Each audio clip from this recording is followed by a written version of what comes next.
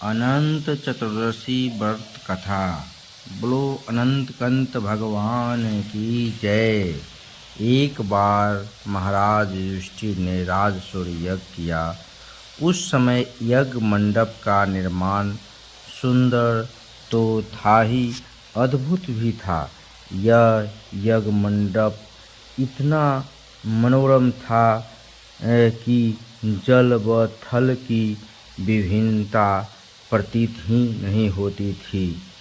जल में स्थल तथा स्थल में जल की भांति प्रतीक होती थी।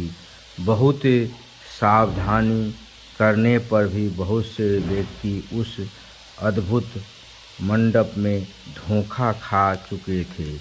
एक बार कहीं से टहलते टहलते दुर्योधन भी उस यज्ञ मंडप में आ गया और एक तालाब को स्थल समझ उसमें गिर गया। द्रौपदी ने यह देखकर अंधों की संतान अंधी कहकर उसका उपवास किया। इससे दुर्योधन चिढ़ गया। यह बात उसके हृदय में बाण समान लगी। उसके मन में द्वेष उत्पन्न हो गया और उसने पांडवों से बदला लेने की ठान ली। उसके मस्ती में उस अपमान का बदला लेने के लिए विचार उपजने लगा।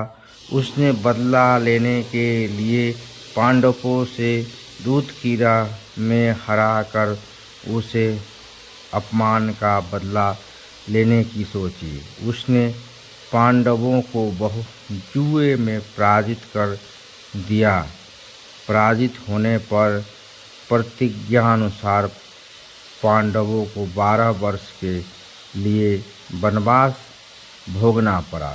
वन में रहते हुए पांडव अनेक कष्ट सहते रहे।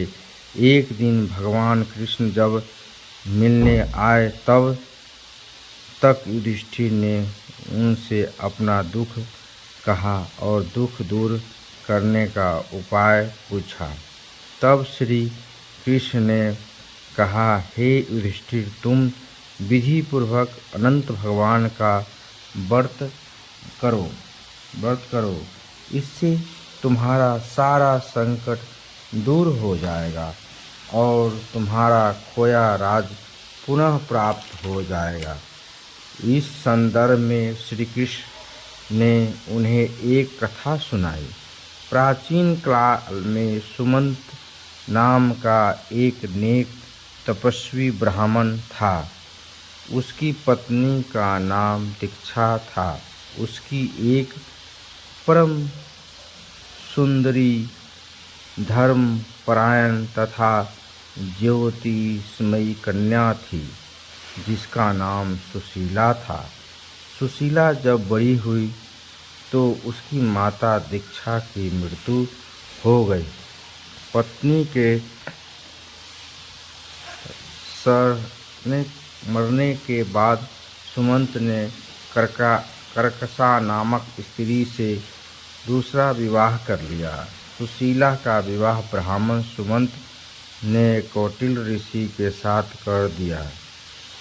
विदाई में कुछ देते की बात पर कर्कशा ने दामाद को कुछ ईंटें और पत्थरों के टुकड़े बांध कर दे दिया।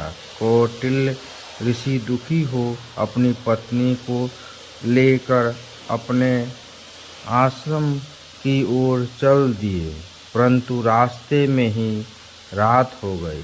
वे नदी तट पर संध्या आराम करने लगे। सुशीला ने देखा वहाँ बहुत सी स्त्री सुंदर वस्त्र धारण कर किसी देवता की पूजा कर रही हैं। सुशीला के पूछने पर उन्होंने विधि पूर्वक अनंत व्रत की महत्ता बताई।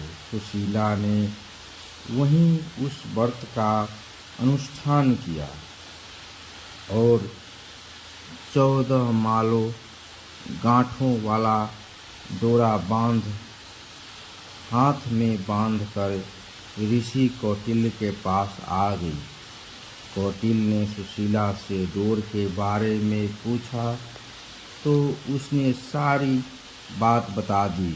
उन्होंने डोर को तोड़कर अग्नि में डाल दिया। इससे भगवान अनंत जी का अपमान हुआ।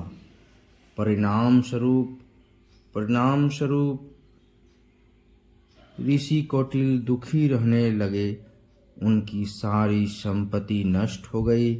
इस दरिद्रता का उन्होंने अपनी पत्नी से कारण पूछा तो सुशीला ने अनंत भगवान का डोरा जलाने की बात कही। पश्चाताप करते हुए ऋषि कौटिल्य अनंत डोर की प्राप्ति के लिए वन में चले गए। वन में कई दिनों तक भटकते भटकते निराश होकर एक दिन भूमि पर गिर पड़े।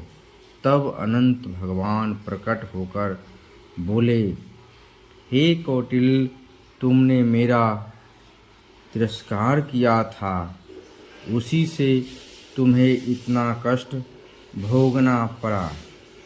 तुम दुखी हुए। अब तुमने पश्चाताप किया है, मैं तुमसे प्रसन्न हूँ। अब तुम घर जाकर विधि पूर्वक अनंत व्रत करो।